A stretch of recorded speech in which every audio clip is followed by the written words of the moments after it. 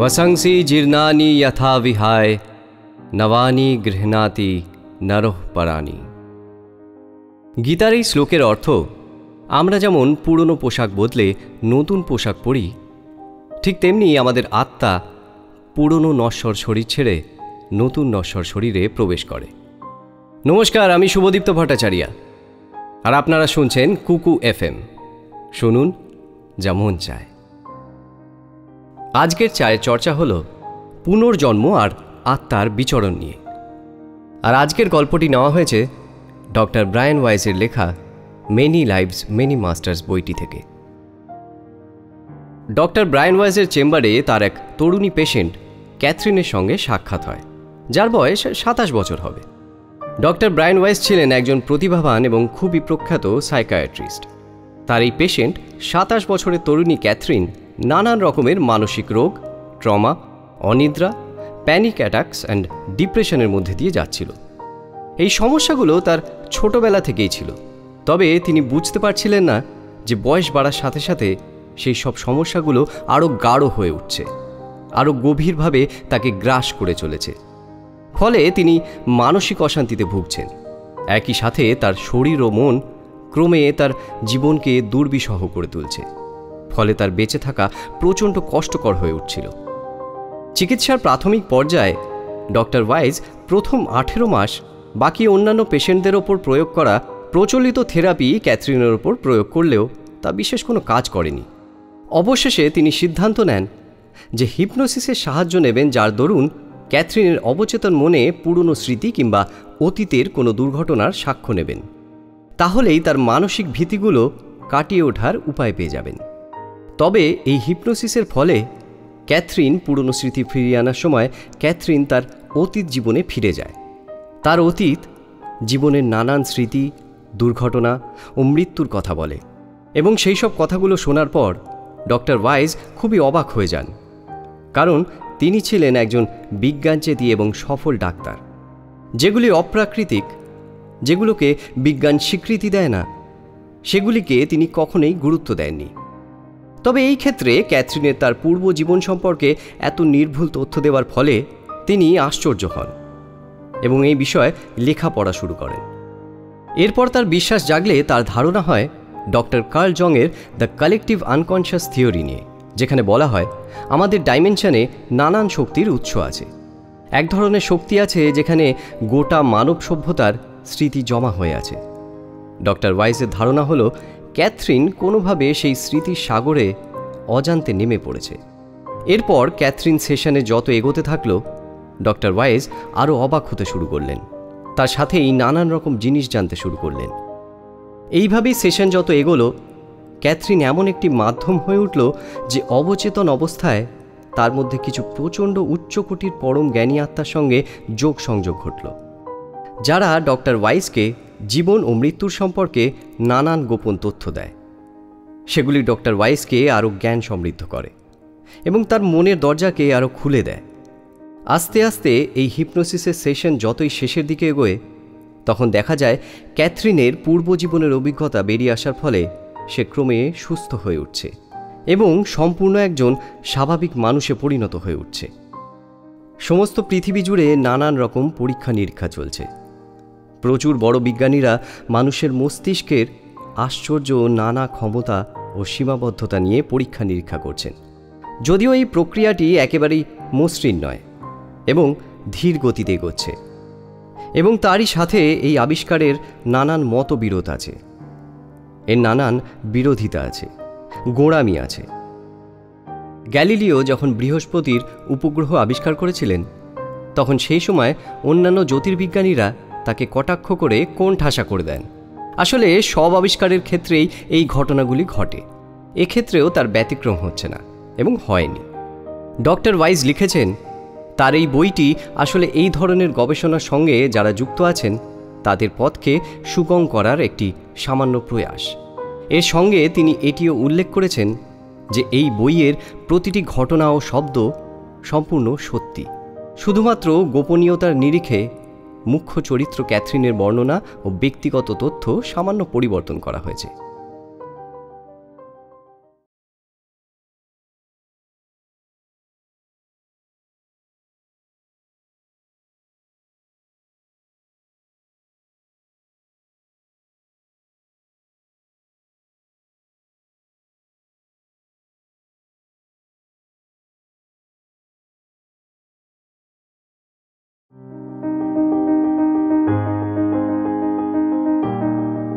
Therapy. ক্যাথরিনের সাথে যখন doctor ওয়াইজের প্রথম সাক্ষাৎ হয়, তখন ক্যাথরিন একটি সুন্দর লাল রঙের পোশাক পরে ডক্টর ওয়াইজের চেম্বারে নার্ভাসলি একটি ম্যাগাজিনের পাতা উল্টাচ্ছিলেন, এবং স্বাভাবিকভাবেই তাকে দেখে বোঝা যাচ্ছিল সে নিজেকে ডাক্তারের চেম্বারে জোর করে আটকে রেখেছে। ডক্টর ওয়াইজ তাকে অভিবাদন জানানোর উদ্দেশ্যে গেলেন এবং হ্যান্ডশেক করলেন। তিনি অনুভব করলেন যে ক্যাথরিনের হাত দুটো ঠান্ডা, যার ফলে তিনি বুঝতে পারলেন যে তার পেশেন্ট অ্যাংজাইটিতে ভুগছে। ক্যাথরিন ছিলেন অত্যন্ত অ্যাট্রাকটিভ একজন নারী, মধ্যম উচ্চতা, সোনালি চুল, আর তার ছিল ব্রাউন বা বলা যায় হেজেল আইজ। ক্যাথরিন হসপিটালে ল্যাবরেটরি টেকনিশিয়ানে চাকরি করতেন। সেখানেই doctor wise chief of psychiatry ছিলেন। ডক্টর ওয়াইজ তাকে নিয়ে আসেন তার অফিসে এবং বসতে বলেন। ক্যাথরিন বসেন এবং ডক্টর ওয়াইজ তার মুখোমুখি বসেন। ডক্টর ওয়াইজ অপেক্ষা করতে লাগলেন যে কখন ক্যাথরিন কিছু বলবেন, কিন্তু ক্যাথরিন নিজেকে কিছুটা গুটিয়ে রাখলেন। তার ফলে সেই নিস্তব্ধতাকে ভাঙতে ডক্টর ওয়াইজই প্রথমে বলেন এবং জানতে চান ক্যাথরিনের অতীতের কথা। ডক্টর ওয়াইজ প্রথমে তাকে জিজ্ঞাসা করলেন যে কেন তিনি তার কাছে এসেছেন এবং তার অতীত সম্পর্কে কিছু বলতে অনুরোধ করলেন। ক্যাথরিন জানালেন যে সে একটি মধ্যবিত্ত পরিবারে বড় হওয়া একজন মেয়ে এবং সে ছিল মেজ সন্তান। সে একটি ক্যাথলিক পরিবারের বড় হয়েছে, ছোট্ট একটি শহরে। তার দাদা একজন অ্যাথলেটিক ছিলেন এবং তার দিদি বাবা মায়ের খুব প্রিয় ছিল। ক্যাথরিন যখন তার নিজের সিমটমসের কথাগুলো বলতে শুরু করেন, তখন তাকে প্রচণ্ড নার্ভাস এবং উত্তেজিত দেখাচ্ছিল। সে টেবিলের ওপর হাত রেখে খুব দ্রুত কথা বলছিল। সে বলেছিল তার জীবনে প্রত্যেকটা জিনিসের ওপর তার খুব ভয়। যেমন সে জলে ভয় পেত, দম আটকে যাওয়ার ভয় পেত, এমনকি সে কোনো ট্যাবলেটও গিলে খেতে পারত না। সে এরোপ্লেনে চড়তে ভয় পেত, অন্ধকারে ভয় পেত এবং প্রচণ্ডভাবে মৃত্যু ভয় ছিল তার। আর এই ভীতি বিগত কিছু সময় ধরে তাকে আরও ঘিরে ধরেছিল, আর তাই তার জীবন খুবই দুর্বিষহ হয়ে উঠেছে। তার কখনো কখনো এতটাই ভয় লাগত যে সে নিজেকে সুরক্ষিত করতে ড্রেসিং রুমের মধ্যে ঘুমোত। ক্যাথরিনের পারিপার্শ্বিক পরিবেশ নিয়ে এতটাই ভয় ছিল। তার ইনসোমেনিয়ায় ঘুমানোর আগে ঘণ্টা তিনেক তাকে ঘুমানোর জন্য স্ট্রাগল করতে হতো এবং ভয়ানক স্বপ্ন দেখে তার ঘুম বারবার ভেঙে যেত। ছোটবেলায় তার স্লিপ ওয়াকিংয়ের সমস্যা ছিল, যা আবার দেখা দিতে শুরু করেছিল, যার ফলে সে মানসিকভাবে সম্পূর্ণ প্যারালাইজড হয়ে যাচ্ছিল। ক্যাথরিনের কথা শুনেই মনে হচ্ছিল সে যেই সমস্যার মধ্যে দিয়ে যাচ্ছে তাতে সে খুবই গভীরভাবে সাফার করছে। তাকে খুবই অসহায় দেখাচ্ছিল। ডক্টর ওয়াইজ ক্যাথরিনকে তার শৈশবের কথা জিজ্ঞেস করলেন, কারণ তার ধারণা অনুযায়ী ক্যাথরিনের শৈশবে ঘটে যাওয়া এক বা একাধিক ঘটনার জন্যই তার এই সমস্যাগুলোর সৃষ্টি হয়েছে, যা ক্যাথরিনের জীবনকে দুর্বিষহ করে তুলেছে। সেই জন্য ডক্টর ওয়াইজ চেষ্টা করেন তার অতীতের কিছু ঘটনা জানতে। এগুলি ছিল সম্পূর্ণভাবে একটি text book treatment. Doctor wise চেষ্টা করেছিলেন যাতে তার অ্যাংজাইটিগুলো একটু কমে যায় এবং তার ভয়গুলোকে কন্ট্রোল করতে তাকে যদি অ্যান্টি অ্যাংজাইটি পিল খাওয়ানো হয়, তাহলে হয়তো সে অনেকটা সুস্থ বোধ করবে। প্রথম সেশনে ডক্টর ওয়াইজ ক্যাথরিনকে জিজ্ঞাসা করেন তার শৈশব সম্পর্কে, এবং খুব অস্বাভাবিকভাবেই ক্যাথরিন তার অতীতের সম্পর্কে খুব সামান্য কিছুই কথা বলতে পেরেছিল। এটা জানার পরে ডক্টর ওয়াইজ মনস্থির করেন যে ভবিষ্যতে তার জীবনের আরও কিছু ঘটনা জানার জন্য হিপনোথেরাপির সাহায্য নেওয়া যেতে পারে। হিপনোথেরাপি, যাতে অতীতের নানান ঘটনা তিনি বের করে আনতে পারবেন। ডক্টর ওয়াইজের বিশ্বাস ছিল ক্যাথরিনের অতীত জীবনের ছোট বড় ঘটনা জানার পরেই তার এই অ্যাংজাইটি এবং মানসিক চাপ সম্পূর্ণভাবে দূর করা যাবে। গুটি কয়েক ঘটনার মধ্যে ক্যাথরিনের একটি ঘটনা ভীষণভাবে মনে আছে। সেটি হলো, তার যখন 5 বছর বয়স ছিল, তখন কেউ একজন তাকে দুষ্টুমি করে ধাক্কা মেরে পুলে ফেলে দেয়, যার ফলে সে প্রচণ্ডভাবে ভয় পেয়ে গিয়েছিল। যদিও সেই ঘটনার আগে থেকেই তার কখনোই জল পছন্দ ছিল না। এই ঘটনাটির পর ক্যাথরিন আরও একটি ঘটনা বলে। যখন তার 11 বছর বয়স, তখন তার মা খুবই ডিপ্রেশনে ভুগছিলেন। তাই তাকে সাইকিয়াট্রিস্টের কাছে নিয়ে যাওয়া হয় এবং তাকে শক থেরাপির মাধ্যমে ট্রিটমেন্ট করা হয়, যার ফলে তার মায়ের নানান রকম মানসিক বিকৃতি দেখা দেয় এবং তার মা ভুলে যেতে থাকেন অনেক কিছুই। তার মায়ের এই অসুস্থতা ক্যাথরিনকে আরও ভীত করে তুলেছিল। তবে ধীরে ধীরে তার মায়ের মানসিক সুস্থতা ফিরে আসলে তার এই ভয় দূর হয়ে যায়। সে আরও বলে যে তার বাবা ছিলেন একজন মাদকাসক্ত মানুষ। তার মনে পড়ে তার ভাই প্রায় সময় তার বাবাকে মদ্যপ অবস্থায় কাছের বার থেকে নিয়ে আসত। তার বাবার এই মাদকাসক্তি বাড়তে থাকায় প্রায় তার মায়ের সাথে ঝগড়া অশান্তি লেগেই থাকত, যা কিনা প্রচণ্ডভাবে তার শৈশবে প্রভাব ফেলেছিল।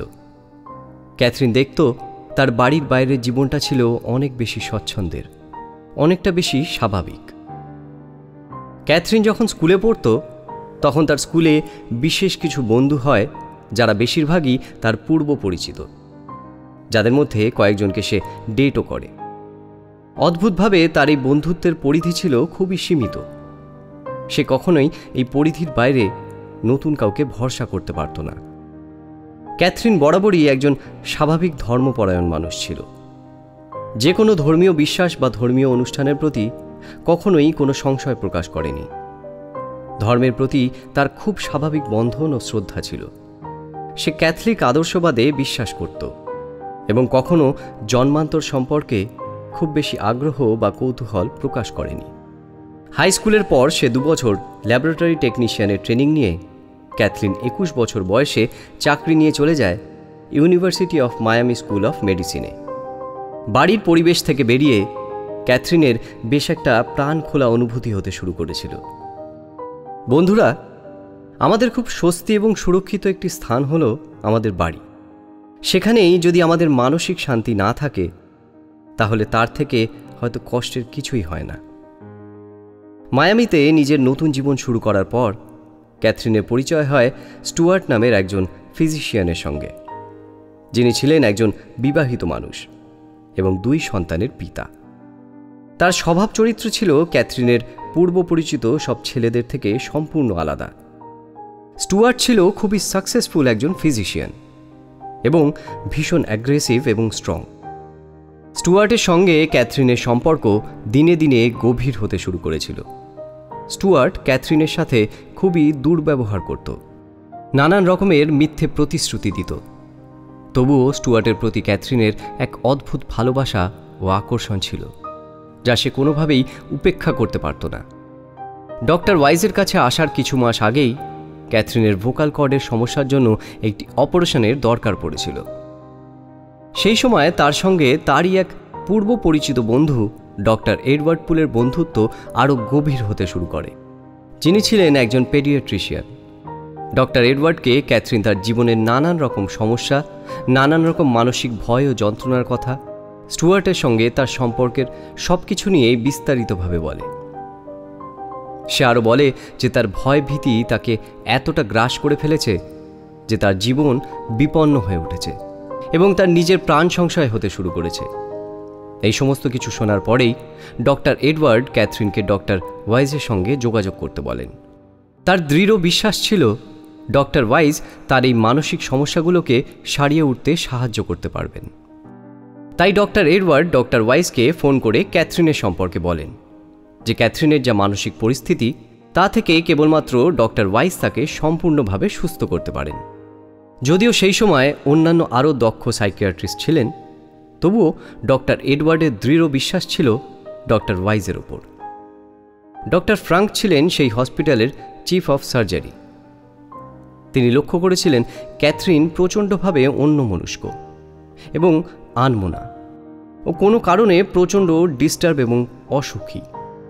একদিন হসপিটাল থেকে ক্যাথরিন বাড়ি ফেরার সময় তাকে ডেকে চিৎকার করে হাত নেড়ে বলেন তার অবশ্যই কোনো বিলম্ব না করে ডক্টর ওয়াইজের সাথে ইমিডিয়েট দেখা করা উচিত। এই সময় ক্যাথরিনের অ্যাংজাইটি এবং নাইটমেয়ারগুলো ধীরে ধীরে আরও ভয়ার্ত হয়ে উঠেছিল। তার দুঃস্বপ্নের গভীরতা আরও বাড়ছিল, আরও খারাপ হতে শুরু করেছিল। ক্যাথরিন একদিন দেখল সে একটি ব্রিজের ওপর থেকে গাড়ি নিয়ে যাচ্ছে, আর হঠাৎ ব্রিজটি ভেঙে যাওয়ায় ক্যাথরিন নিচে নদীতে পড়ে যায়। তার দম বন্ধ হয়ে যায় এবং সে জলে ডুবে যায়। এবং দ্বিতীয় আরেকটি স্বপ্ন দেখে যে সে একটি সম্পূর্ণ অন্ধকার ঘরে আবদ্ধ হয়ে রয়েছে এবং সে কোনো দিশা খুঁজে পাচ্ছে না। বাইরে বেরোনোর কোনো রাস্তা খুঁজে পাচ্ছে না এবং ঘরে ছড়িয়ে থাকা নানান জিনিসের ওপর সে হোঁচট খাচ্ছে এবং খুবই অসহায়ভাবে এদিক ওদিক ঘুরছে আর বাইরে বেরোনোর চেষ্টা করছে। অবশেষে নানান রকম মানসিক চাপের পরে ফাইনালি ডাক্তার ওয়াইজের কাছে আসে ক্যাথরিন। তার সঙ্গে আলাপের সময় ডক্টর ওয়াইজের স্বাভাবিকভাবেই কোনো রকম ধারণা ছিল না যে তার জীবনটা আমূলভাবে পরিবর্তন হতে চলেছে। ক্যাথরিনের সাথে আলাপ, তার সাথে পরিচয় এবং ক্যাথরিনের জীবনের রহস্য যখন ডাক্তার ওয়াইজ জানতে পারবেন, তখন যে তার খুব স্বাভাবিক সরল জীবনটা সম্পূর্ণ পরিবর্তন হয়ে যাবে তা ডক্টর ওয়াইজ ঘুণাক্ষরেও জানতে পারেননি। আমাদের জীবনেও কিছু আকস্মিক ঘটনা এমনই আচমকা আসে যে সেগুলো আমাদের জীবন সম্পূর্ণ পাল্টে দেয়।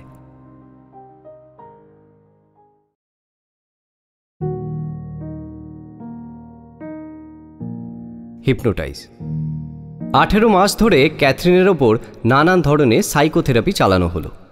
ডক্টর ওয়াইজ তার পূর্ব অভিজ্ঞতা দিয়ে সম্পূর্ণ চেষ্টা করলেন ক্যাথরিনকে তার এই সমস্যা থেকে বের করে আনতে এবং ক্যাথরিন সম্পূর্ণভাবে ডক্টর ওয়াইজকে সাহায্য করল।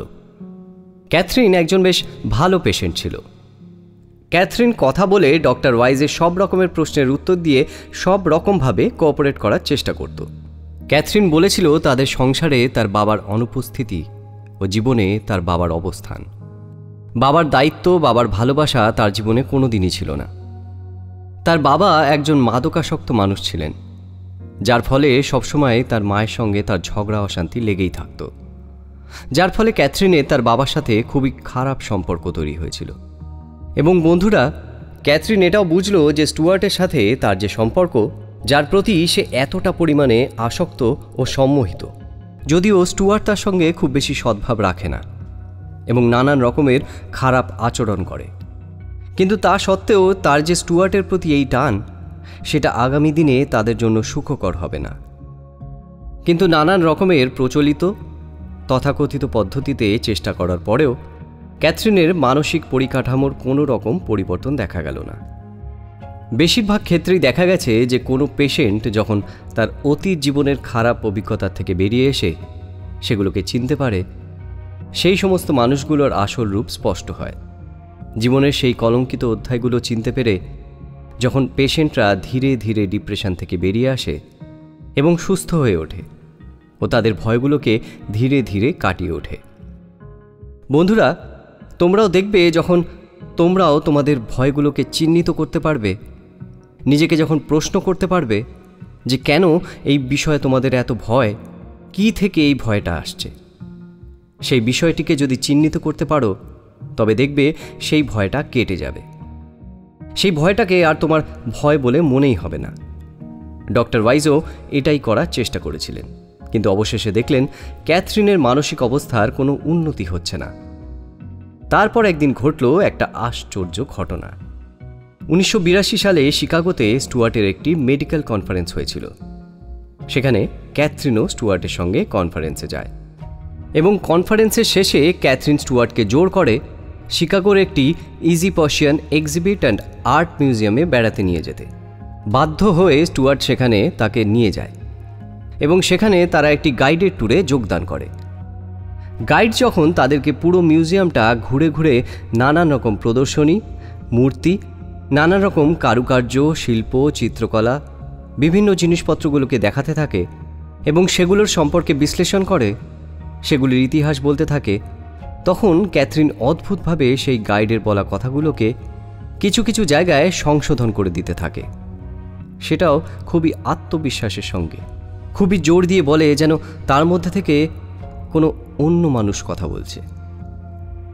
পরবর্তীকালে গাইডটি পরীক্ষা করে দেখেন প্রত্যেকটা বর্ণনাই যেখানে যেখানে ক্যাথরিন তাকে শুধরে দিয়েছে সে সবকটি জিনিস নির্ভুল ও সত্যি। এই ঘটনার পরে ক্যাথরিন নিজেই প্রচণ্ডভাবে ঘাবড়ে যায় এবং সে ভাবতে থাকে যে এই ইনফরমেশনগুলো সে কিভাবে জানল। সে তো ইতিহাসের ছাত্র ছিল না, পড়াশোনায় তার সেভাবে কোনো বাড়তি আগ্রহ ছিল না এবং সে মাঝারি মেধার একজন ছাত্রী ছিল। ইতিহাসের প্রতি তার সেভাবে কখনোই কোনো রকম আসক্তি ছিল না। এই ঘটনার পরেই ক্যাথরিন নিজের ওপর ভীষণ পরিমাণে কৌতূহলী ও অবাক হয়ে যায়। ফিরে এসে সে চলে যায় ডক্টর ওয়াইজের কাছে এবং সে হিপনোসিস সেশনের জন্য রাজি হয়ে যায়। এর আগেও ডক্টর ওয়াইজ ক্যাথরিনকে হিপনোসিস সেশনে প্রস্তাব দিয়েছিলেন, কিন্তু ক্যাথরিন ভয় পেয়েছিল, রাজি হয়নি। কিন্তু এইবার অদ্ভুত ঘটনাটি ঘটার পরে সে প্রচণ্ডভাবে ডেসপারেট হয়ে যায় ও আগ্রহী হয়ে যায় নিজের সম্পর্কে জানতে, তার সাথে কি ঘটনা ঘটছে সেগুলোকে জানার জন্য সে ব্যাকুল হয়ে ওঠে। যে কোনো উপায়ে এই ঘটনা শেষ দেখার জন্য সে হিপনোসিসের জন্য প্রস্তুত হয়ে যায়। বন্ধুরা, আমরা হিপনোটাইজ ব্যাপারটিকে যতটা বেশি অদ্ভুত, মিস্টিরিয়াস, মায়াবী বা ম্যাজিক্যাল ভাবি, আসলে তেমন কিছুই নয়। আসলে বিষয়টির মধ্যে রয়েছে বিজ্ঞান, মনোসংযোগ করার কিছু সূক্ষ্ম পদ্ধতি, কিছু ট্রেনিং। সঠিক অধ্যাবসায়ের মাধ্যমে এটা যে কেউ করতে পারে। যেমন আমরা যে কেউ চাইলেই কোনো মানুষের শরীরে অস্ত্রোপচার করতে পারবো না, কিন্তু যে ডাক্তার, যে ট্রেনিং পেয়েছে সে করতে পারবে। ঠিক তেমনি যে মানুষ সঠিক পদ্ধতিতে হিপনোটাইজ করার ট্রেনিং পাবে সে হিপনোটাইজ করতে পারবে। হিপনোটাইজ করে জীবনের কোনো পুরনো স্মৃতি যা মুছে গেছে বা পুরনো কোনো সমস্যা বা জটিলতা, এগুলো থেকে বের করে আনা সম্ভব। ডক্টর ওয়াইজও তাই ক্যাথরিনকে হিপনোটাইজ করলেন। ডক্টর ওয়াইজ ক্যাথরিনকে বললেন তার শরীরটাকে রিল্যাক্স করে একটি সোফার মধ্যে শুয়ে পড়তে। ক্যাথরিন তার কথা অনুযায়ী মাথাটাকে পেছন দিকে হেলিয়ে দিয়ে শুয়ে পড়ল ও চোখ বুজল। প্রথমে ডক্টর ওয়াইজ ক্যাথরিনকে বলেন তার নিঃশ্বাসের ওপর ফোকাস করতে। ধীরে ধীরে সে তার প্রত্যেকটি নিঃশ্বাস ও প্রশ্বাস অনুভব করে এবং আচ্ছন্নতার মধ্যে চলে যায়। তিনি বলেন যে তার নিঃশ্বাসের সঙ্গে সমস্ত ক্লান্তি, বেদনা, দুঃখ, কষ্ট আস্তে আস্তে বেরিয়ে যাচ্ছে এবং প্রশ্বাসের সঙ্গে তোমার আশেপাশের যত পজিটিভিটি, যত সুখ, যত শান্তি, সেগুলো সব ভেতরে প্রবেশ করছে। তিনি ক্যাথরিনের নিঃশ্বাস ছাড়া এবং প্রশ্বাস গ্রহণটিকে আরও অনুভব করতে বলেন এবং তিনি ইমাজিন করতে বলেন তার মাথার উপরে একটি উজ্জ্বল সাদা আলোকে। তিনি বলেন সেই সাদা আলোর দিকে তাকিয়ে ক্যাথরিনকে আরও শান্তি অনুভব করে ঘুমের মধ্যে তলিয়ে যেতে। ডক্টর ওয়াইজ 10 থেকে 1 অবধি কাউন্টিং করেন এবং ক্যাথরিনকে বলেন প্রত্যেকটি সংখ্যা উচ্চারণ করার সঙ্গে সঙ্গে আরও গভীর থেকে গভীরতর ঘুমে তলিয়ে যেতে। তিনি বলেন সে যেন সম্পূর্ণভাবে রিল্যাক্স করে, যেন ডাক্তার ওয়াইজের প্রতিটা বলা শব্দ ও কথার মধ্যে সে কেন্দ্রীভূত হয়। এই সম্পূর্ণ হিপনোসিস প্রসেসটায় সময় লেগেছিল 20 মিনিট। ক্যাথরিন এরপর সম্পূর্ণ হিপনোটাইজ হয়ে যাওয়ার পরে ডক্টর ওয়াইজের করা প্রত্যেকটি প্রশ্নের উত্তর দিতে শুরু করে। ডক্টর ওয়াইজ তাকে তার ছোটবেলার কোনো খারাপ অনুভূতি বা অভিজ্ঞতা যার সে সম্মুখীন হয়েছে সেগুলি বলতে বলেন। ক্যাথরিন বলে, আমার বয়স 3, আমি আমার বেডরুমে সম্পূর্ণ অন্ধকার অবস্থায় শুয়ে আছি। আমার ঘরে আমি মদের গন্ধ পাচ্ছি এবং আমি অনুভব করছি আমার ঘরে একজন ঢুকেছে, সে অন্ধকারের মধ্যে দাঁড়িয়ে আছে। ডক্টর ওয়াইজ বলেন তাকে ভালো করে দেখতে যে সেই লোকটা কে। তারপর দেখেন 25 বছর বয়সী ক্যাথরিন অবচেতন অবস্থায় ওই কাউচে শুয়ে ফুপিয়ে ফুপিয়ে কাঁদছে এবং বলছে যে সে দেখতে পাচ্ছে ওটা তার বাবা। সে বলে তার বাবা তার দিকে ধীরে ধীরে এগিয়ে আসছে এবং তাকে খুব খারাপভাবে স্পর্শ করছে। সে চিৎকার করে কাঁদতে চাইলে তার মুখ চেপে ধরছে। ডক্টর ওয়াইজ তখন তাকে আশ্বস্ত করেন যে সে তার বেডরুমে নেই। তার এখন 25 বছর বয়স এবং সম্পূর্ণভাবে সুরক্ষিত একটি জায়গায় আছেন তিনি, যেখানে কেউ তাকে কোনোভাবেই কোনো রকম আঘাত করতে পারবে না, কোনো ক্ষতি করতে পারবে না। এখন সব ঠিক হয়ে গেছে। ক্যাথরিনের এই কনফেশনের পর ডক্টর ওয়াইজ তাকে বর্তমান সময়ে ফিরিয়ে নিয়ে আসেন। তিনি দেখছেন ক্যাথরিন তখনও ভয়ে জর্জরিত হয়ে আছে, সে কাঁদছে এবং তার এই ছোটবেলার ট্রমার কথা আবার মনে পড়ে তার কষ্ট হচ্ছে এবং তার বাবার প্রতি তার এই তিক্ত অনুভূতিগুলো আরও স্পষ্ট হয়ে বেড়ে উঠেছে। এবং সেই অবস্থায় ক্যাথরিন কাঁপতে কাঁপতে চলে গেল ডক্টর ওয়াইজের অফিস থেকে। ডক্টর ওয়াইজ জানতেন তার এই স্মৃতি তাকে তার বর্তমান জীবনের ভয় কাটিয়ে উঠতে অনেকটাই সাহায্য করবে। কিন্তু পরবর্তী সেশনে যখন ক্যাথরিন ডক্টর ওয়াইজের কাছে আসেন, তখনও তার পুরনো সেই একই সমস্যার কথা বলেন। আর সেই শুনে তিনি খুবই হতাশ হন, কারণ তিনি বুঝতে পারেন যে ক্যাথরিন এখনও সুস্থ হয়নি। ওয়াইজ অবাক হয়ে যান যে 3 বছর বয়সের আগের ক্যাথরিনের সঙ্গে এমন কি ঘটতে পারে যার জন্য তার মধ্যে এখনও এত মানুষ সমস্যা ও চাপ রয়েছে।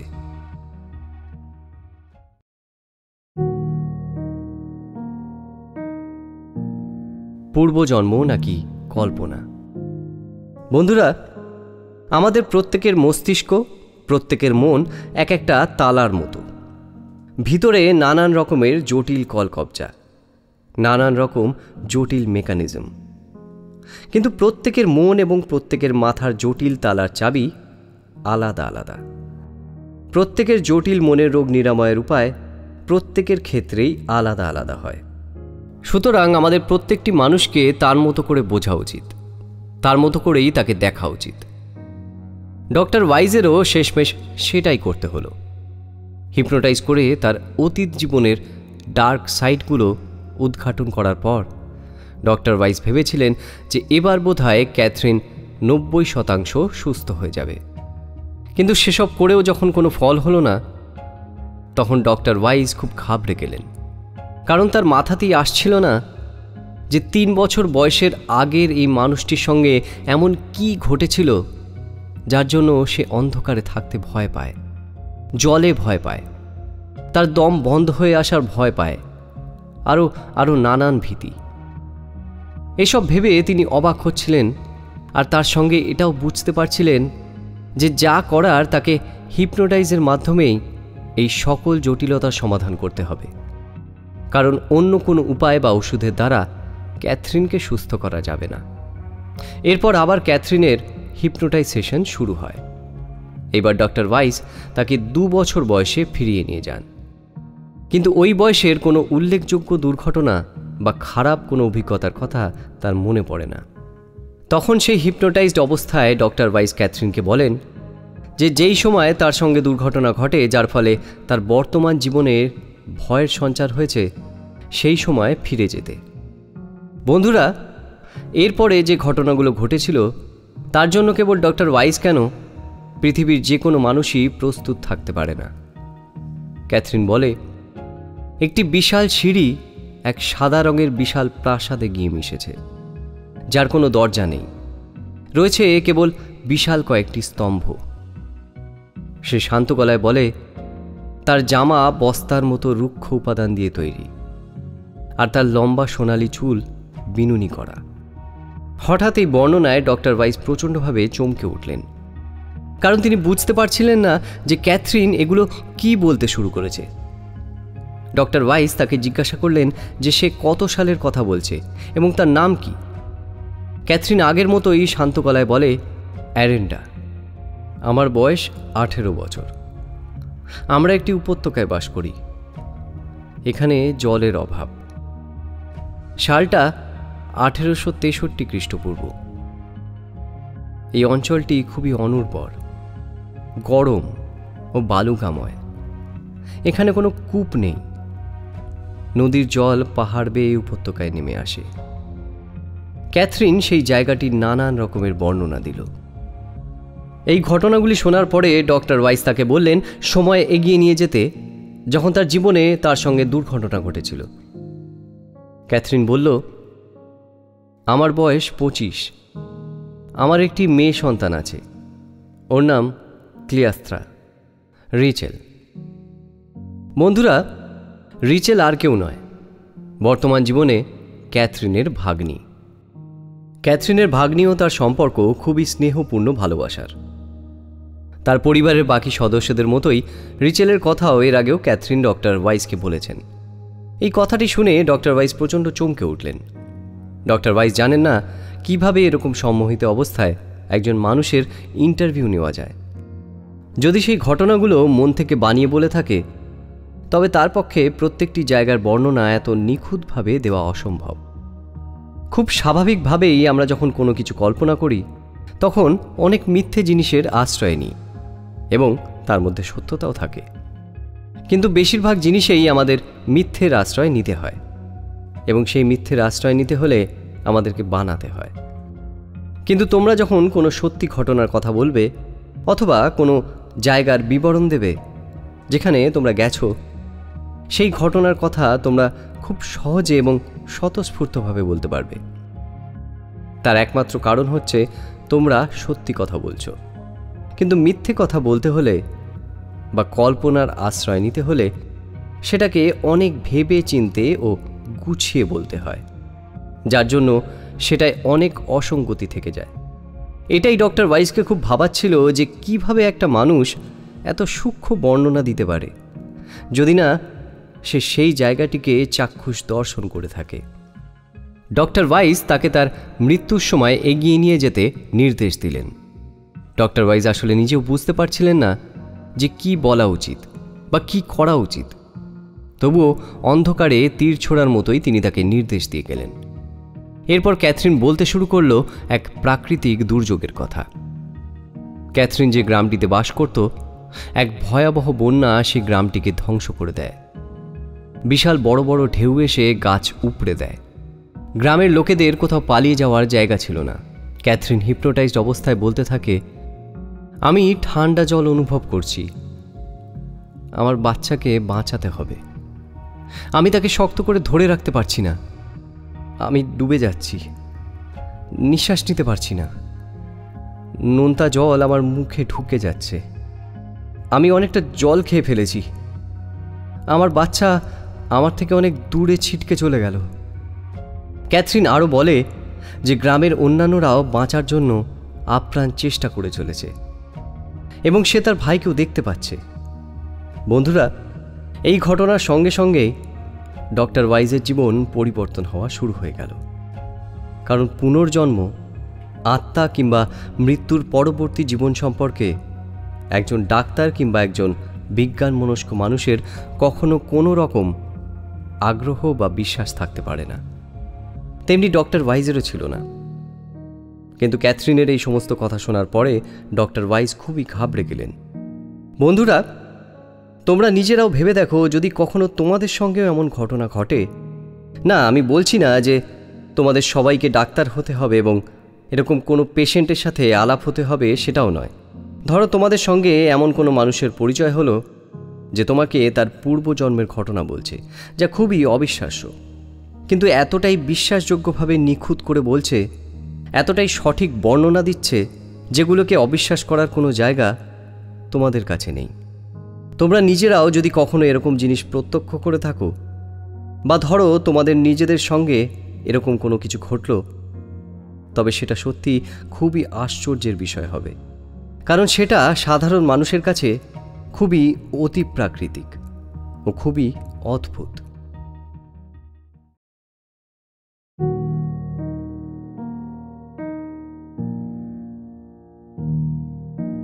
কিভাবে সম্ভব? এই ঘটনার পরে ডক্টর ওয়াইজ খুব রেগে গেলেন এবং ভাবতে শুরু করলেন যে এটা কিভাবে সম্ভব হতে পারে। কারণ ক্যাথরিনের কোনো মানসিক বিকার নেই, ক্যাথরিনের স্কিজোফ্রেনিয়া নেই, বা যেটাকে বলা হয় থিঙ্কিং ডিসঅর্ডার, সেটাও নেই। তার কোনো রকম ভিজুয়াল হ্যালুসিনেশন হতো না, তার স্পোর্টস পার্সোনালিটি ডিসঅর্ডার জাতীয় কোনো সমস্যা ছিল না, সে অ্যান্টি সোশ্যাল ছিল না, অ্যান্টি সোশ্যাল কোনো টেন্ডেন্সি তার মধ্যে ছিল না, সে কোনো অভিনেত্রীও ছিল না, সে কখনো কোনো ড্রাগস বা অন্যান্য মাদক সেবন করেনি, তার শরীরে অ্যালকোহলের মাত্রা সবসময় স্বাভাবিক থাকত। ক্যাথরিনের কোনো নিউরোলজিক্যাল বা সাইকোলজিক্যাল সমস্যা ছিল না। যদি তার এই সমস্ত কোনো রকম সমস্যা নাই থেকে থাকে, তবে সে কিভাবে সেই ঘটনার বর্ণনা দিতে থাকল, সেটাই ডক্টর ওয়াইজকে ভীষণভাবে বিস্মিত করেছিল। ফলে ডক্টর ওয়াইজ এই ব্যাপারে রিসার্চ শুরু করলেন ও সেটা নিয়ে বিভিন্ন ধরনের পড়াশোনা করতে শুরু করলেন। ডক্টর ওয়াইজ সেই সেশন চলাকালীন খুব কৌতূহলীবশত ক্যাথরিনকে জিজ্ঞাসা করলেন, আমাকে কি তুমি তোমার জীবনে বা তোমার গ্রামের আশেপাশে দেখতে পাচ্ছ? তুমি কি আমাকে চিনতে পারছো? ক্যাথরিন খুব দ্রুত রেসপন্স করল। সে বলল, আপনি আমার শিক্ষক। আপনি একটি পাথরের শেষ প্রান্তে বসে আছেন এবং আমাদেরকে বই থেকে পড়াচ্ছেন। আপনি বয়স্ক এবং আপনার চুল সাদা। আপনি একটি সাদা পোশাক পরে আছেন। সেই পোশাকের বর্ডারটি সোনালি রঙের। আপনার নাম ডায়োজেনিস।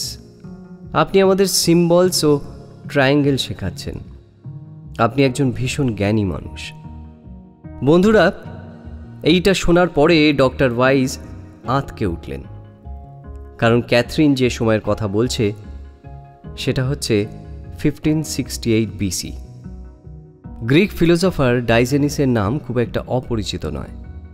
ক্যাথরিন যেই জায়গাটার কথা বলছে সেটা আসলে অ্যানসিয়েন্ট গ্রিস, এবং সে সেই সোনালি রঙের বর্ডারের পোশাকের কথা বলছে।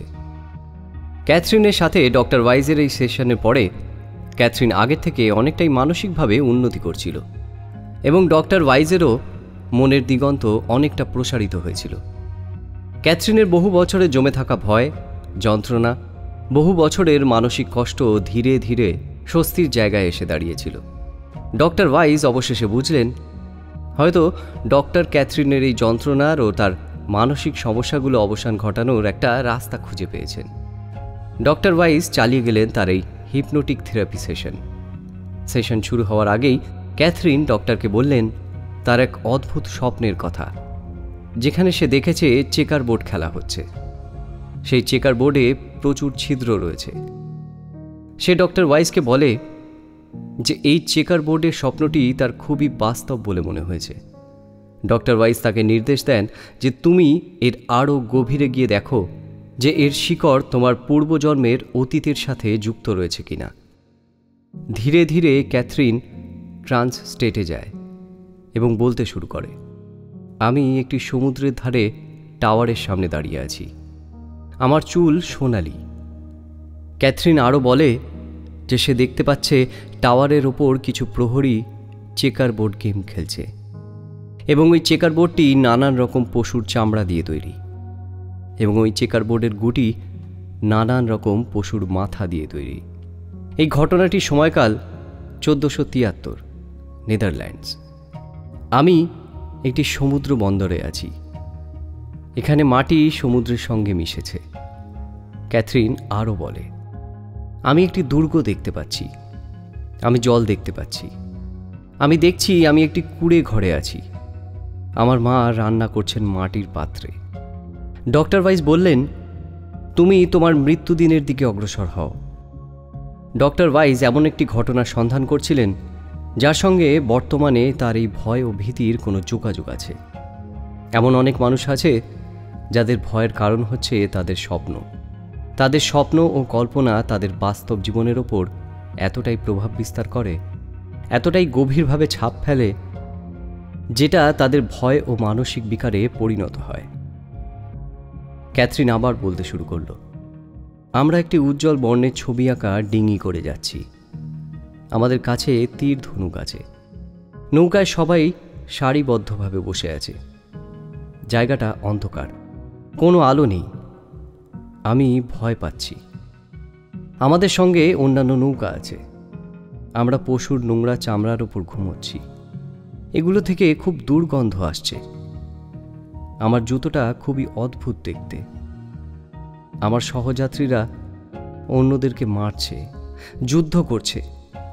আমি এইসব চাই না। আমার হত্যা করতে ভালো লাগে না। আমার যুদ্ধ, হিংসা, রক্তপাত পছন্দ নয়। তবুও আমার অস্ত্র, আমার ছুরি আমার হাতের মুঠোয় রয়েছে। হঠাৎ করে ক্যাথরিন দম বন্ধ হয়ে যাওয়ার মতো করে মুখে গোঙানির শব্দ করতে শুরু করে।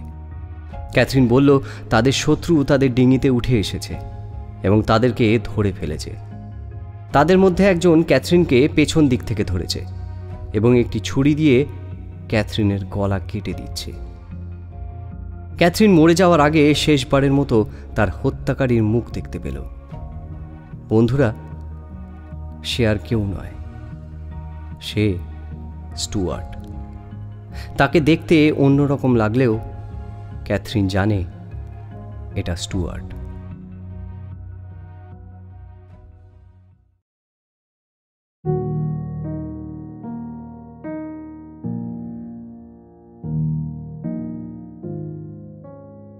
সবাইকেই ঋণ শোধ করতে হয়।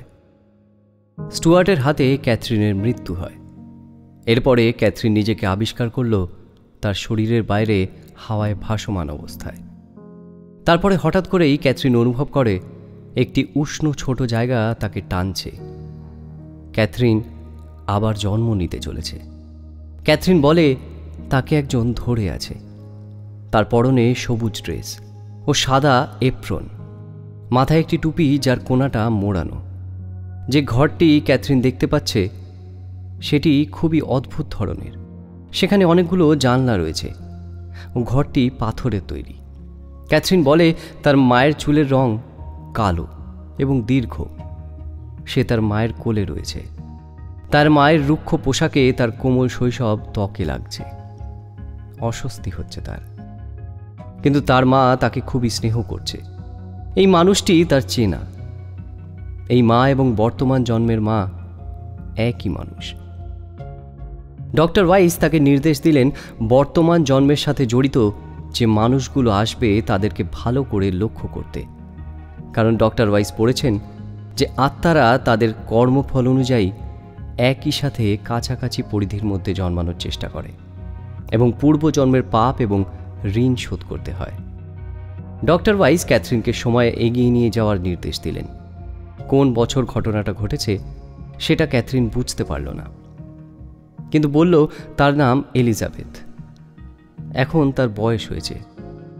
সে তার বাবা, তার ভাই ও 2 বোনের সঙ্গে রয়েছে।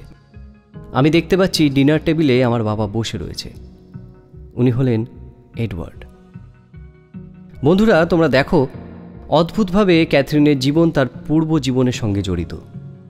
এডওয়ার্ড ছিল তার সেই পেডিয়াট্রিশিয়ানের বন্ধু যে ক্যাথরিনকে ডক্টর ওয়াইজের কাছে আসার পরামর্শ দেন, এবং যখন তার ভোকাল কর্ডের অপারেশন হয় তখন তাকে আশ্বস্ত করেন এবং তার পাশে থেকে মানসিকভাবে সাহস যোগান। এবং এই জন্মে যেখানে সে এলিজাবেথ, সেখানে এডওয়ার্ড হচ্ছে ক্যাথরিনের বাবা, অর্থাৎ এলিজাবেথের বাবা।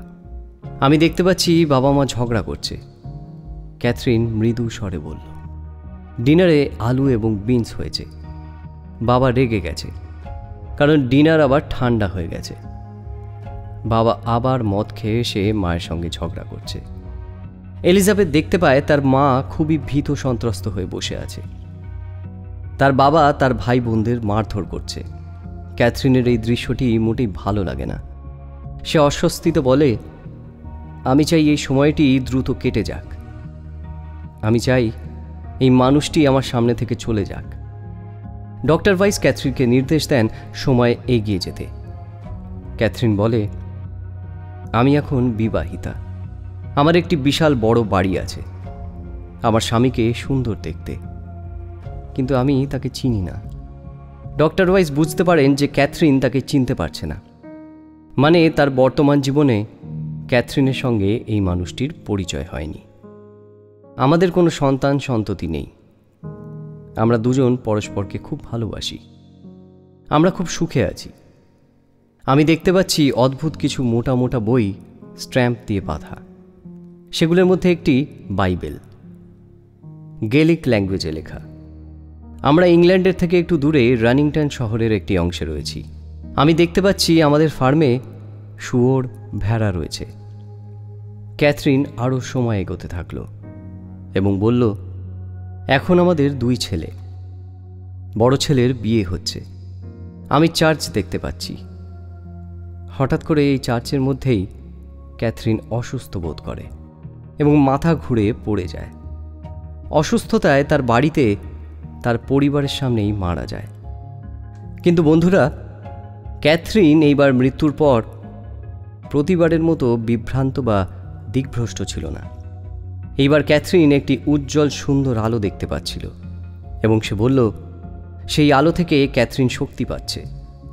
কয়েক মিনিট নিস্তব্ধে কেটে যাওয়ার পর ক্যাথরিন খুব অস্ফুট স্বরে কথা বলে, যা কিনা হিপনোটাইজড অবস্থায় মৃদু স্বরে কথা বলার মতো নয়। ক্যাথরিনের কণ্ঠস্বর এখন খুবই দৃপ্তময় এবং অন্যরকম। সে খুবই দৃপ্ত ভঙ্গিতে বলল, আমরা এখানে এসেছি শিখতে, এবং ঈশ্বরের সমান হতে গেলে শিখতে হয়, আরও জানতে হয়। আমরা কত সামান্য জানি। মানব সভ্যতা, মানুষ খুবই অল্প জানে। আমরা ঈশ্বরের জ্ঞান লাভ করতে চাই, তারপরেই আমরা বিশ্রাম নেব।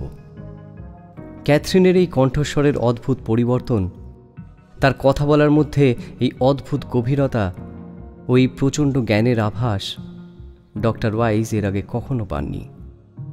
ডক্টর ওয়াইজ এই কথাগুলো শুনে প্রচণ্ড চমকে যান ও হতবাক হয়ে যান। ক্যাথরিনের এই মৃত্যুর মধ্যবর্তী সময়ের কথাগুলো তার কোনো পূর্বজন্মের কোনো চরিত্রের কথা নয়, এমনকি তার নিজের কথাও নয়। সেই কারণেই ডক্টর ওয়াইজ বুঝতে পারেন না এই কণ্ঠস্বরটি আসলে কার।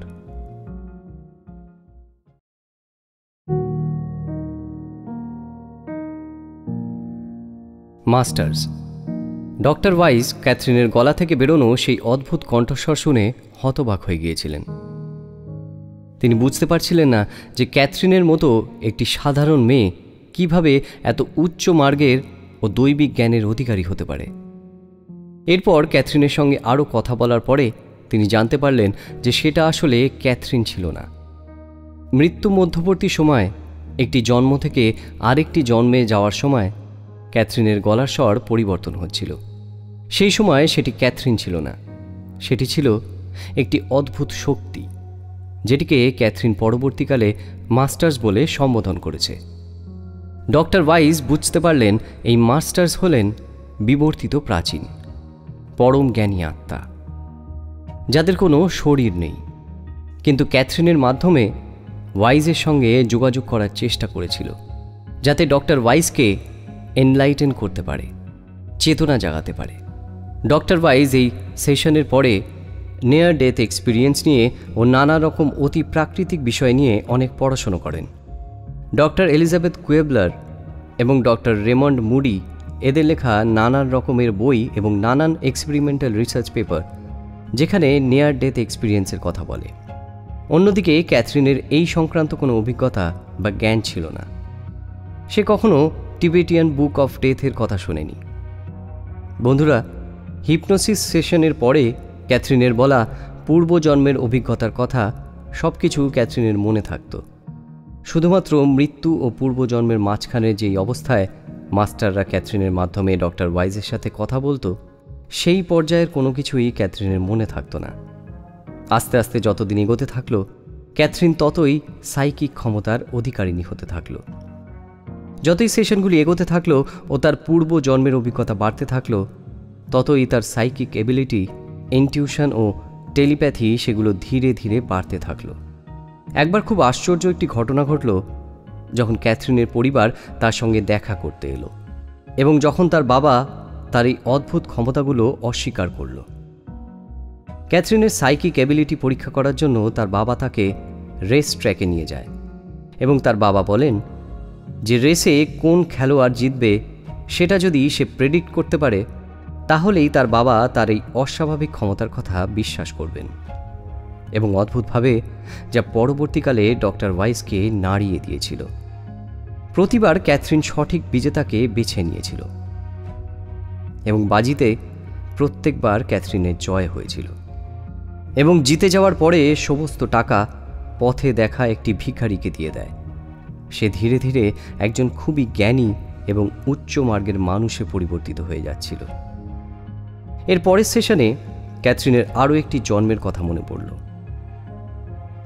যেখানে সে একজন প্রায় 60 বছর বয়সী বয়স্ক মহিলা, যার জরাজীর্ণ অবস্থায় মৃত্যু হয়। সে দেখে মৃত্যুর পর তার আত্মা মৃত শরীরটিকে নিচে রেখে উপর দিকে উঠে যাচ্ছে। তার আত্মা অসহায়ের মতো এদিক ওদিক ঘুরে বেড়াচ্ছে এবং উজ্জ্বল আলোর অপেক্ষা করছে। বন্ধুরা, ক্যাথরিনের সেই জীবন অবসানের পর মধ্যবর্তী নীরবতায় আবার মাস্টাররা ফিরে এলো। এরপরে মাস্টার্সরা যে কথাগুলো বলল সেগুলি শোনার জন্য ডক্টর ওয়াইজ একদমই প্রস্তুত ছিলেন না। ডক্টর ওয়াইজ আবার সেই উচ্চমার্গের দৈবিক কণ্ঠস্বর শুনতে পেলেন। সেই আত্মারা কিছুক্ষণ ডক্টর ওয়াইজের সঙ্গে কথা বলার পরে তারা এমন কিছু একটা বলল যা শুনে ডক্টর ওয়াইজ হতবুদ্ধি হয়ে গেলেন। তারা বলল, এখন এখানে তোমার সঙ্গে তোমার বাবা এবং তোমার সবথেকে বড় ছেলে আছে।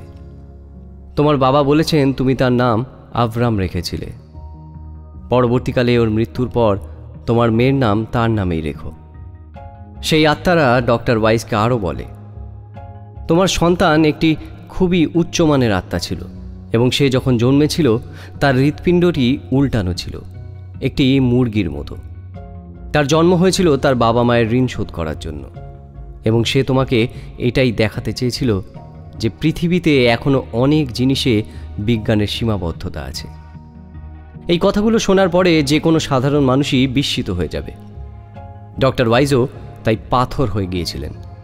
বন্ধুরা, যদি কোনো মানুষ নিজের ব্যক্তিগত জীবন সম্পর্কে অন্য মানুষটিকে কিছু না জানানোর পরেও অন্য মানুষটি সেটি জেনে যায়, তখন সত্যিই বিস্ময়ের সীমা থাকে না।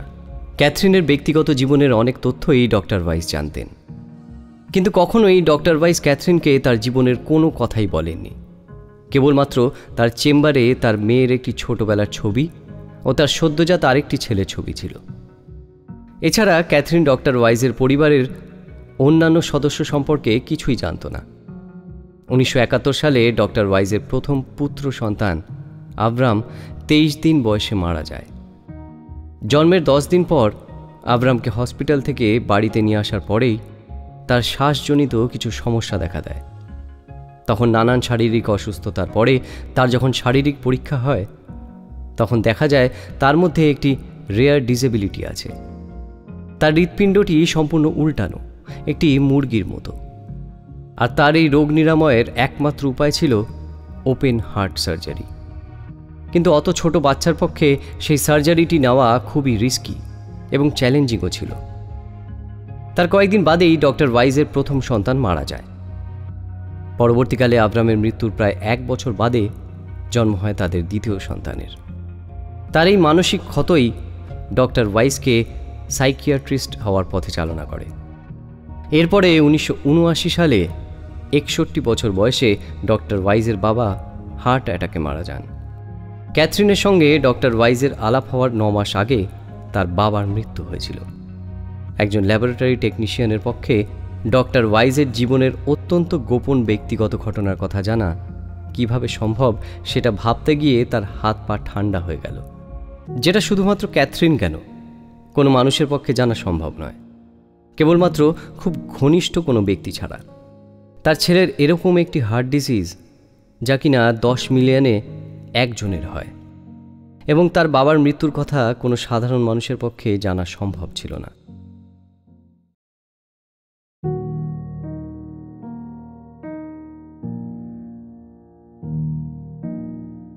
মৃত্যু থেকে মুক্তি।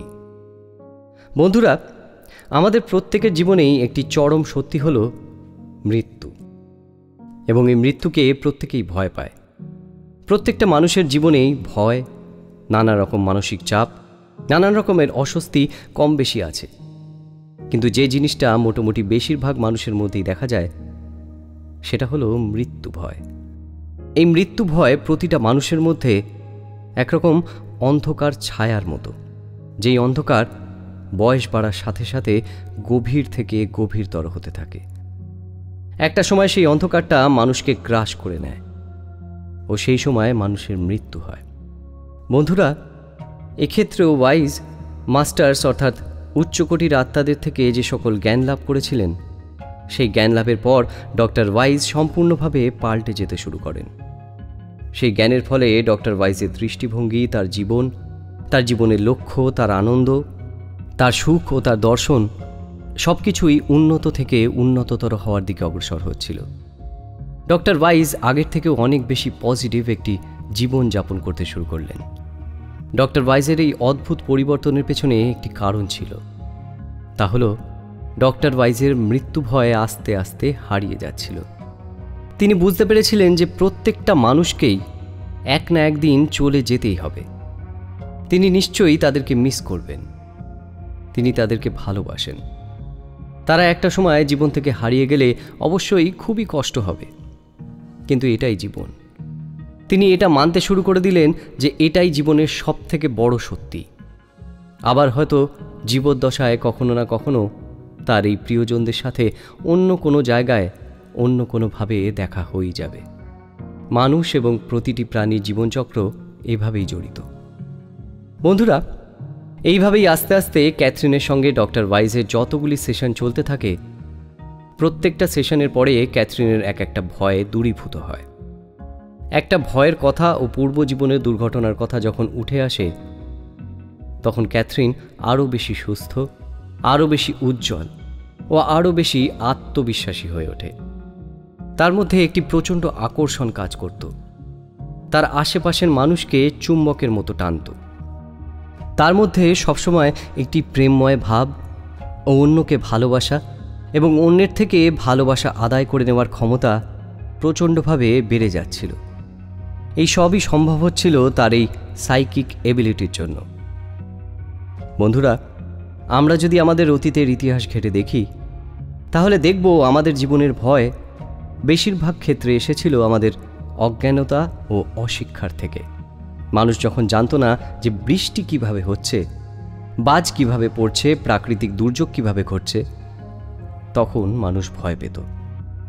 এর থেকে বাঁচতে তখন তারা ঈশ্বরের উপাসনা করত, কারণ তারা ভাবত ঈশ্বর অসন্তুষ্ট হওয়াতে এইসব হচ্ছে, এবং ঈশ্বরকে তুষ্ট করার জন্য নানান রকম চেষ্টা করত।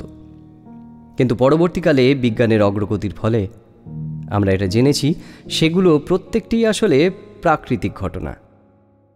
আস্তে আস্তে যতই আমাদের অজ্ঞানতার পরিধি কেটে গেছে, ততই আমরা আমাদের জ্ঞানের পরিধিটাকে বাড়াতে পেরেছি। তাই জ্ঞানের পরিধি বাড়ার সঙ্গে সঙ্গেই আমাদের ভয়ও কমেছে।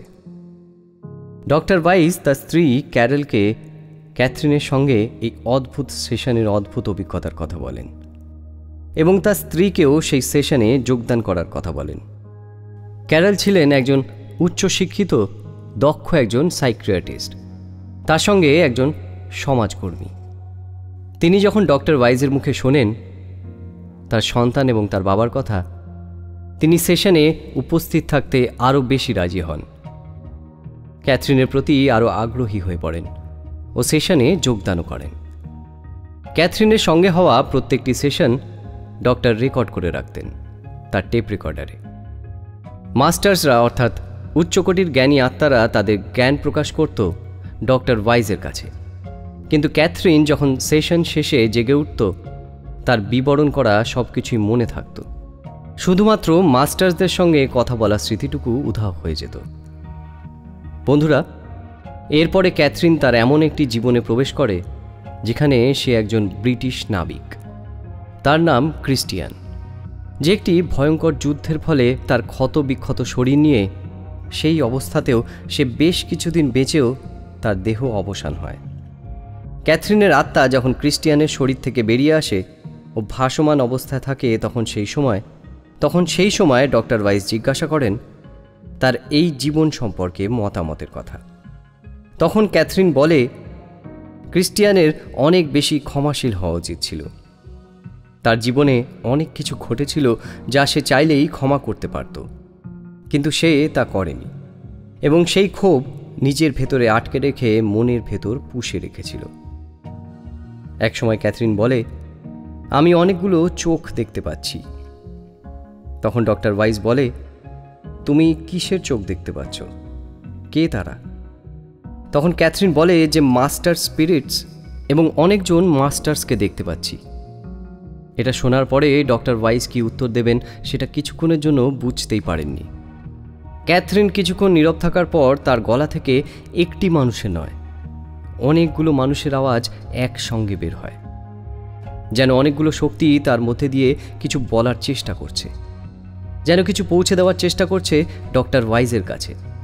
ডক্টর ওয়াইজ বুঝতে পারেন যে বিভিন্ন ডাইমেনশনের বিভিন্ন শক্তি, বা আমরা বলতে পারি বিভিন্ন আত্মা, যাদের প্রত্যেকেরই সহাবস্থান আছে পৃথিবীতে এবং প্রত্যেকেরই জায়গা আছে এবং তাদের জ্ঞান ও শক্তির ক্ষমতার পরিধি অসীম। ডক্টর ওয়াইজ তাদেরকে জিজ্ঞাসা করেন যে আমাদের জীবনের লক্ষ্য কি হওয়া উচিত। সেখান থেকে একজন উত্তর দেয়, আমাদের যে জ্ঞান, অর্থাৎ আমরা যা যা শিখি, অপার্থিব যা অর্জন করি, সেগুলি সবার সাথে ভাগ করে নেওয়া উচিত। সবাইকে শিক্ষিত করা উচিত। কেউ যদি কোনো ভুল করে সেটাকে শুধরে দেওয়া উচিত। আমরা যে সত্যিটাকে জানি সেটাকে ছড়িয়ে দেওয়া উচিত। নলেজ শেয়ার করা উচিত। বন্ধুরা, যা কিনা আমার মতে আজকের দিনে দাঁড়িয়ে প্রচণ্ড প্রাসঙ্গিক, যেখানে আমরা সব কিছুই অ্যাক্সেস করতে পারি, সব কিছুই আমরা খুব সহজে জাস্ট একটা ক্লিকের মাধ্যমে করতে পারি, কিন্তু প্রকৃত অর্থে একজন শিক্ষক অথবা একজন মাস্টারের সন্ধান পাই না। তার কারণ প্রত্যেকেই কোনো না কোনো স্বার্থ নিয়ে তোমাকে শিক্ষার ভাগ দেবে। সেই উচ্চকোটির পরম জ্ঞানী আত্মার আমাদেরকে ডক্টর ওয়াইজের মাধ্যমে এটাই বোঝাতে এবং এই শিক্ষায় শিক্ষিত করতে চেয়েছেন যে আমাদের জীবনের ভয় ও দুর্বলতাগুলোকে কাটিয়ে আরও ধৈর্যশীল ও আরও ক্ষমাপরায়ণ হওয়া উচিত। জ্ঞান অর্থাৎ আমাদের সারা জীবনের অর্জিত সবচেয়ে গুরুত্বপূর্ণ অপার্থিব সম্পদ, সেটিকে প্রত্যেকটি মানুষের মধ্যে ছড়িয়ে দেওয়া উচিত।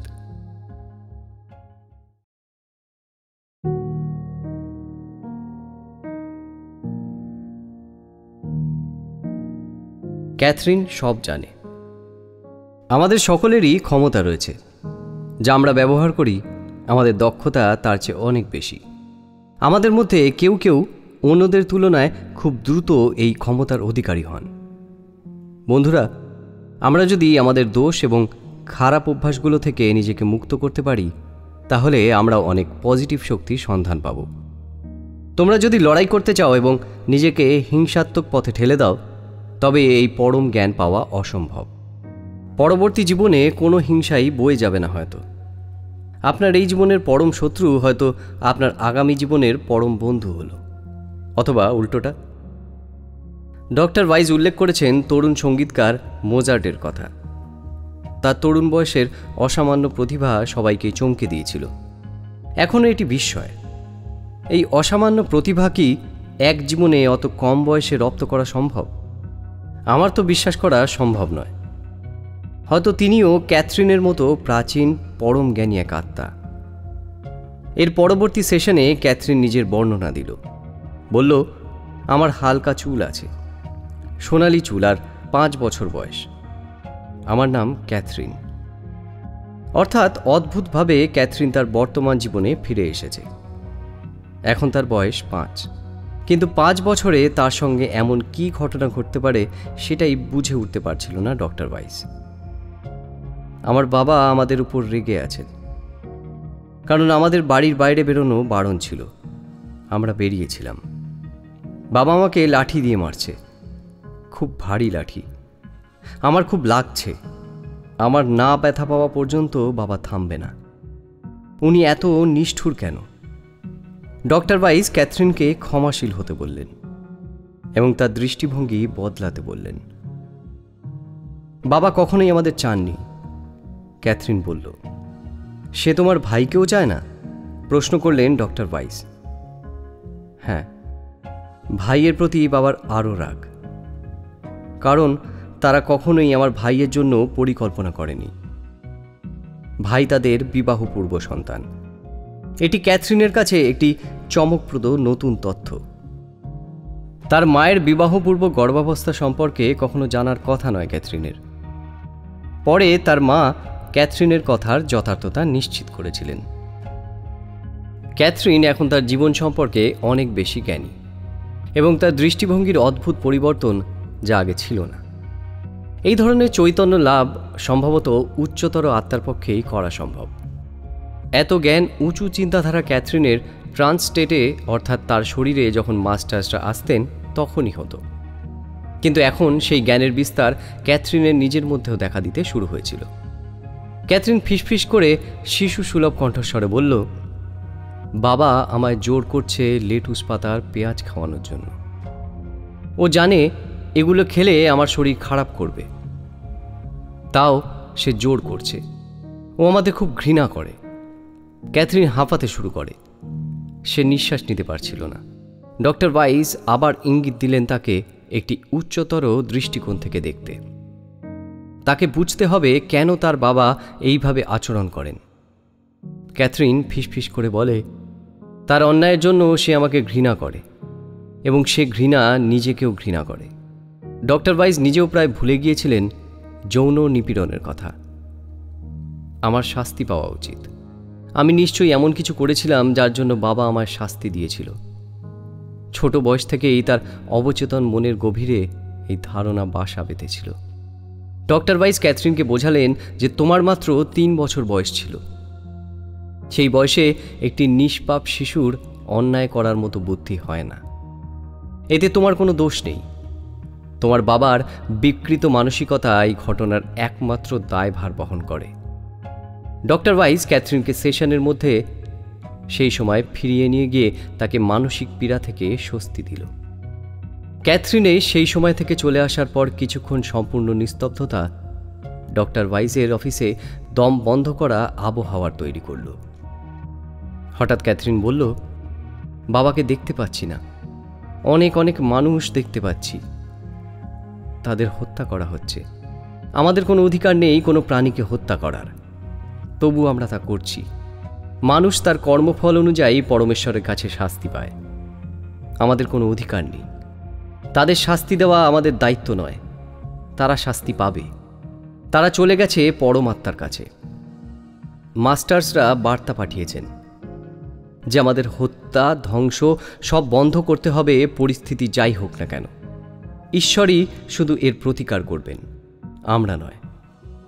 ক্যাথরিনের মধ্যে দিয়ে মাস্টার্সদের বলা এই কথাগুলো বন্ধুরা আজও প্রাসঙ্গিক এবং বাস্তব, এবং বলা যায় মানুষ আগের থেকে কিছু ক্ষেত্রে আরও বেশি হিংসাত্মক হয়ে উঠেছে।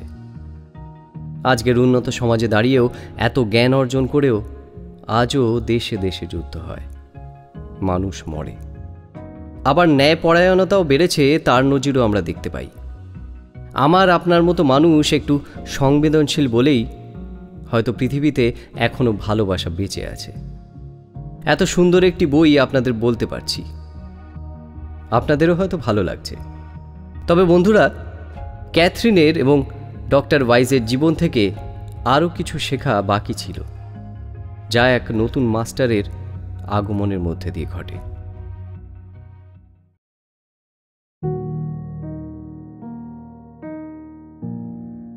সাত জগৎ। ক্যাথরিনের সঙ্গে তখনকার মতো সেশন শেষ হয়ে যায়। পরবর্তী সপ্তাহে যখন ক্যাথরিন ফিরে আসে, তাকে প্রচণ্ড দীপ্তিময় এবং নির্মল দেখায়। সে জানায় তার সাথে তার বাবার টেলিফোনে কথা হয়েছে। তার বাবাকে এসে কোনো রকম প্রশ্ন বা আক্রমণ করেনি, ক্ষমাশীলভাবে শান্ত গলায় কথা বলেছে। সেশন শুরু হলো। ক্যাথরিন বলতে শুরু করল। তার কণ্ঠস্বর ছিল গভীর এবং অনুরণিত। এই কণ্ঠটি আগে ডক্টর ওয়াইস কখনো শোনেননি। সেটি একজন কবির কণ্ঠ ছিল। আমরা কখন আমাদের শারীরিক অবস্থায় ফিরে আসব এবং কখন আমরা চলে যাব তা আমরা বেছে নিয়েছি, এবং আমরা জানি যে আমাদের এখানে যা ঘটানোর জন্য পাঠানো হয়েছে তা আমরা করেছি। আমরা জানি আপনার সময় কখন শেষ হবে এবং আপনি আপনার মৃত্যুকে মেনে নেবেন, কারণ আপনি জানেন জীবন মৃত্যুর বাইরের সত্যি। ডক্টর ওয়াইস বুঝলেন এটি ক্যাথরিন নয়। তিনি জানতে চাইলেন যে সে কে। ক্যাথরিন তার পরিচিত নরম সুরে উত্তর দিল, আমি জানি না, আমি শুধু ওদের শুনতে পাই। সেই কবি ডক্টর ওয়াইসকে জীবন মৃত্যুর আরও গভীর জ্ঞান প্রদান করল। পার্থিব নশ্বর বস্তুর প্রতি মানুষের মিথ্যা আকর্ষণ এবং সেগুলোকেই ধ্রুব সত্যি বলে মেনে নেওয়া, আরও নানান কথা। 1 সপ্তাহ পরে যখন ক্যাথরিন তার পরবর্তী অ্যাপয়েন্টমেন্টের জন্য আসলো, তখন ডক্টর ওয়াইস সেই রেকর্ডেড টেপ চালালেন। শেষ অবিশ্বাস্য কথোপকথন, জ্ঞান প্রদান, স্বর্গীয় কণ্ঠে সেই কবির কবিতা পাঠ। মাত্র কয়েক মিনিট। তারপরেই ক্যাথরিন ডক্টর ওয়াইসকে সেটি বন্ধ করতে অনুরোধ করল। ঠিক তখনই ডক্টর ওয়াইসের মনে পড়ল মাস্টার্সদের বলা একটি কথা, এই জ্ঞান তোমার জন্য, ক্যাথরিনের জন্য নয়। ডক্টর ওয়াইস আস্তে আস্তে গভীরভাবে উপলব্ধি করলেন যে মানুষকে জানতে গেলে, তার রোগ নিরাময় করতে গেলে তাকে মানুষকে বুঝতে হবে, জানতে হবে, কথা বলতে হবে, ভালোবাসতে হবে। শুধু ওষুধ মনের জটিলতা, রহস্য বেদনার অবসান ঘটাতে পারবে না। ক্যাথরিন প্রায় সুস্থ হয়ে উঠেছিল। তার উন্নতি নাটকীয়ভাবে দ্রুত হচ্ছিল, কোনো ওষুধ ছাড়াই। আপাত দৃষ্টিতে জগতের কিছু শক্তিশালী নিরাময় ক্ষমতা রয়েছে যা যে কোনো ওষুধের তুলনায় অনেক কার্যকারী। ক্যাথরিনের অতীত জীবনের স্মৃতি তার জিনে থাকার সম্ভাবনা রয়েছে। বৈজ্ঞানিকভাবে দেখলে দূরবর্তী জেনেটিক মেমোরি থেকে জেনেটিক উপাদানের অবিচ্ছিন্ন সংযোগের ফলে প্রজন্মের পর প্রজন্ম ক্যাথরিন সারা পৃথিবীতে বাস করেছে এবং তার জেনেটিক লাইন ব্যাহত হয়েছে। পূর্বে সন্তান হারানো, হত্যা হওয়া, নানান দুর্ঘটনা কোনোভাবে দেখলে তার মস্তিষ্কের কিছু নিউরনে সঞ্চিত ছিল, যা হিপনোটাইজেশনের ফলে বেরিয়ে আসে। যদিও এগুলো বৈজ্ঞানিকভাবে সম্পূর্ণ সঠিক নয়, কিন্তু এই মাস্টার্সরা কে ছিলেন? অসামান্য জ্ঞানের অধিকারী এই শক্তিগুলোর কী পরিচয়? এদের ডক্টর ওয়াইজ এবং ক্যাথরিনের জীবনে বিপুল প্রভাবই বা কী করে সম্ভব হয়েছিল? ডক্টর ওয়াইজকে এই জ্ঞান অনেক বেশি ধৈর্যশীল করেছে। তিনি তার পরিবারকে এখন অনেক বেশি ভালোবাসেন। তিনি উপলব্ধি করতে শেখেন যে অন্যের ভুলগুলো তার কাছে খুবই সামান্য এবং ক্ষমাযোগ্য মনে হতে লাগল। তিনি আগের থেকে অনেক বেশি সুখী একজন মানুষ হয়ে উঠলেন, সঙ্গে ক্যাথরিনও। ক্যাথরিনের সঙ্গে সেশনের শেষের দিকে এসে ডক্টর ওয়াইজ ক্রমশ বুঝতে পারেন যে ক্যাথরিন যা বর্ণনা করছে তাতে বোঝা যায় যে সে ব্রহ্মাণ্ডের 7টি ডাইমেনশনসের মধ্যে বিচরণ করতে পেরেছে। তার মতে 7টি জগতের নানান বিশেষত্ব আছে। তাদের মধ্যে একটিতে মানব সভ্যতার বিবর্তনের ইতিহাস আছে। সেখানে অবস্থান করলে যে কোনো সময়কাল বইয়ের পাতার মতো উল্টে দেখা যায়। বন্ধুরা, এইসব শুনতে কেমন সায়েন্স ফিকশন ছবির গল্পের মতো শোনায়, কিন্তু এইসব অভিজ্ঞতা অনেক জীবিত মানুষদের হয়েছে। ক্যাথরিন তাদের একজন।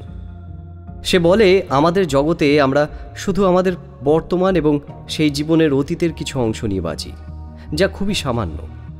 মৃত্যুর পরে সেই জগতে, যা ক্যাথরিনের ভাষায় প্লেন অফ রিকালেকশন, সেখানে আত্মাদের গন্তব্য হয়।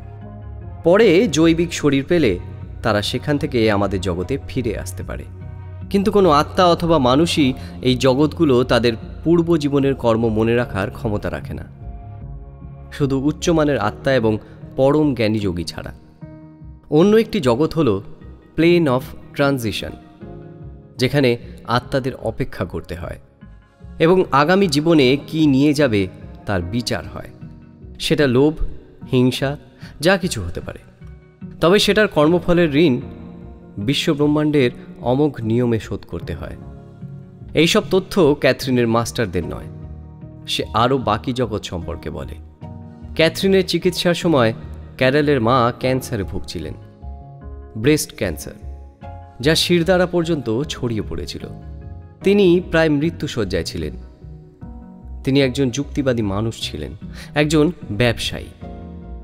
কিন্তু ডক্টর ওয়াইজ যখন তাকে ক্যাথরিনের সম্পর্কে বলেন এবং তার প্রাপ্ত তথ্য এবং জ্ঞান প্রদান করেন, তখন অদ্ভুতভাবে সেই মহিলা তাতে আকৃষ্ট হন এবং মৃত্যু ভয় থেকে সম্পূর্ণ মুক্তি পান।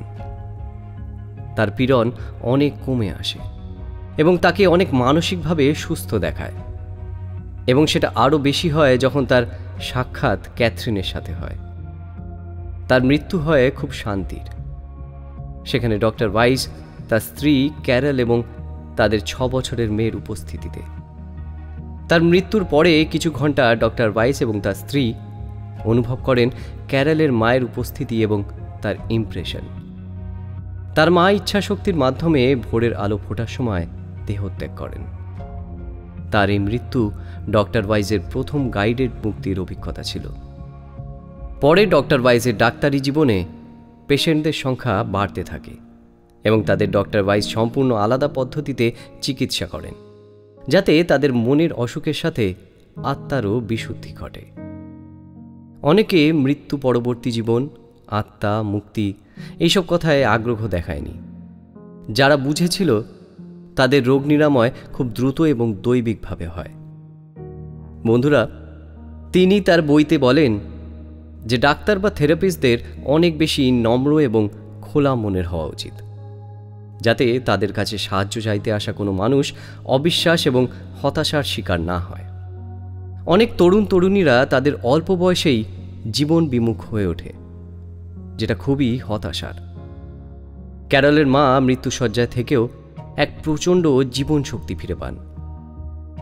ডক্টর ওয়াইজের সাথে ক্যাথরিনের সেশনের পরে ক্যাথরিন সম্পূর্ণ সুস্থ, স্বাভাবিক এবং প্রাণবন্ত একজন মানুষে পরিণত হয়। এবং তার অদ্ভুত পরিবর্তনের কথা তো আগেই বলেছি। কোনো মর্মাহত মানুষ এবং মৃত্যুশয্যায় থাকা জীবন বিমুখ মানুষরা ক্যাথরিনের সাথে কথা বলে অদ্ভুত প্রাণশক্তি ফিরে পেত। ডক্টর ওয়াইজের জীবনেও আমূল পরিবর্তন এসেছিল। তিনি তার scientific research, article writing, lecture, treatment সবই বজায় রেখেছিলেন। তার সাথে তার মধ্যে এক অদ্ভুত গভীর দৈবিক জ্ঞান এবং ক্ষমতার সঞ্চার হয়, যা তাকে একজন শুধু উন্নত মানুষ ও আত্মার অধিকারী বানায় না, তাকে গোটা মানব সভ্যতার শুভাকাঙ্ক্ষী হিসাবেও স্বীকৃতি দেওয়া যেতে পারে তার এই অসাধারণ জ্ঞানের জন্য।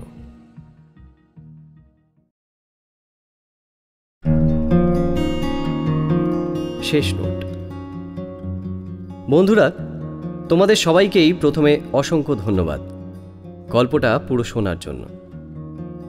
গল্পটি ভালো লেগে থাকলে 5 স্টার দিয়ে রেটিং দাও। এই গল্প নিয়ে অনেকেরই অনেক রকম দ্বিমত থাকতেই পারে। তোমাদের মধ্যে অনেকেই হয়তো বিশ্বাস করবে, আবার অনেকেই হয়তো বিশ্বাস করবে না। অনেকের সঙ্গেই হয়তো এরকম কোনো ঘটনা ঘটেছে, বা হয়তো অনেকের সাথে কখনোই ঘটেনি। তোমরা যেই মতাদর্শেই বিশ্বাস করো না কেন, প্রত্যেক মতাদর্শের এবং প্রত্যেক বিশ্বাসেরই শিকড় কিন্তু এক জায়গাতেই। তা হলো ভালোবাসা, শ্রদ্ধা, সম্মান, অহিংসা এবং মানবিকতা। বন্ধুরা, আজকের যুগে দাঁড়িয়ে আমরা অনেক কিছুই জানতে পেরেছি, যাকে আগে বিজ্ঞান অস্বীকার করত।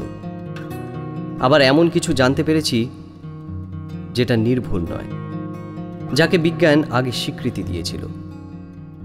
তবে সর্বোপরি ক্যাথরিন, ডক্টর ওয়াইজ, মাস্টার্স এবং গল্পের অন্যান্য চরিত্র এবং ঘটনাক্রম তোমরা উপেক্ষা করতে পারলেও কিছু তথ্য এবং কিছু বার্তা কখনোই উপেক্ষা করতে পারবে না। সেগুলো চিরসত্য, সেগুলো একটা সুন্দর পৃথিবী গড়ে তোলার আশা রাখে। আমার কাছে গল্পের সবচেয়ে আকর্ষণীয় বিষয় হলো গল্পটি অথবা তথ্যগুলো, যেটা মানুষকে জীবনের প্রতি অনেক বেশি শ্রদ্ধাশীল করে তুলবে, অনেক বেশি সংবেদনশীল করে তুলবে, মনের দরজা খুলে দেবে। আপনারা শুনছেন কুকু FM। শুনুন যা মন চায়। শুনছেন ব্ল্যাক ম্যাজিকের রহস্য, নীলাঞ্জন ভট্টাচার্যের কণ্ঠে। রক্তে ভেজা কাটা মুন্ডু।